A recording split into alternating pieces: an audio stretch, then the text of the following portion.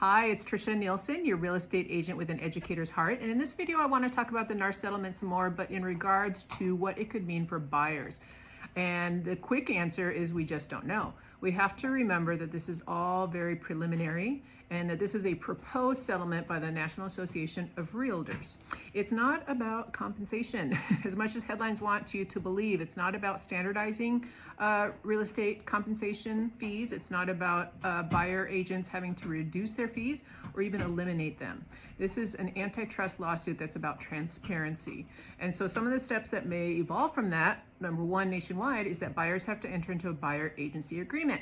Guess what? In the state of Washington, we're already doing that. So what a great idea for buyers to understand very well in a form and an official agreement what it looks like to work with their agent. And this is where compensation is negotiated and discussed. And you have to keep in mind that buyers can still put in an offer with an offer to have the seller pay for the buyer agent compensation. So that's your opportunity to still present that, because listing agents know that they still need to have the buyer side represented. It makes a closing much stronger. The second thing then goes to the MLS. So the MLS is a centralized database where listing agents, when they have a property to list on the market, input it. And no longer in that MLS can you couple or put together what the compensation looks like for the buyer agent. It doesn't mean that the compensation can't be marketed elsewhere, and it doesn't mean that it's gone, right? Listing agents understand just as well as anyone that working with a buyer agent makes the process strong for both sides. So now two myths. One myth is that home prices are going to go down. That is just not true. The value of home has not decreased, and in fact is only increasing in our area and will continue to do so. Real estate fees have always been an additional cost, an additional fee, along with loan fees, closing fees, title fees, appraisal, inspection, and whatnot. What happens is that buyers have a lot of closing fees. And so for this to be added on to already a buyer who is coming in already a little bit financially burdened is really going to be a disadvantage, and honestly open some doors for discrimination, because first-time homeowners, or if you already don't have a lot of funds, may be overlooked. Their offers may be overlooked for that offer that is not asking the seller to give any buyer agent compensation.